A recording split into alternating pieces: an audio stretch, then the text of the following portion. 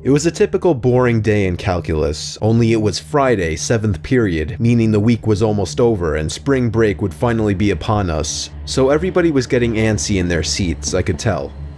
We didn't have a test that day like a lot of my friends did with their other teachers, so our teacher in the middle of class just decided to start playing games with us on Sporkle.com. He was a very laid-back teacher like that. As we were doing some brand logo quiz on Sporkle, I remember the exact moment it happened. Right after my friend answered a question, I remember the exact answer too, Adidas. The dean's voice came through the loudspeaker. He sounded panicked and frantic as he told all the teachers this was not a drill and to go into lockdown.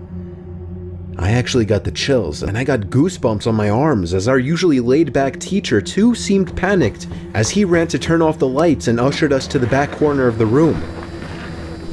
We all sat in silence for about 2 minutes, and then the usual buzzing that came from a panel in the back of the room ceased, indicating that the school must have cut all the power.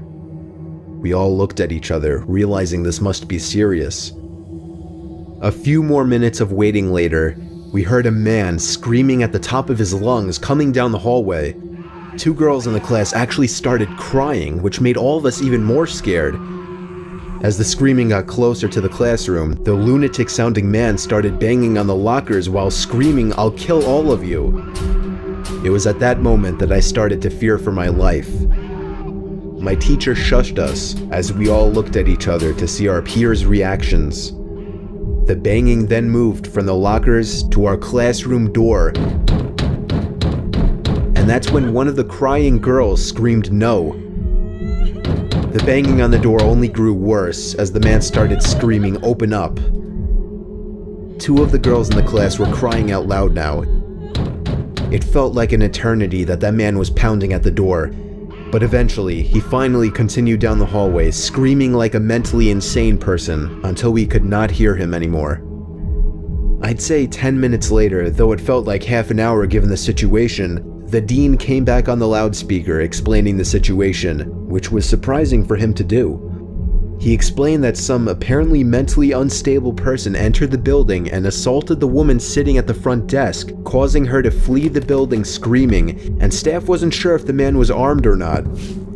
Now this was before the school had cameras or could afford proper security, so the school was wide open to something like this happening.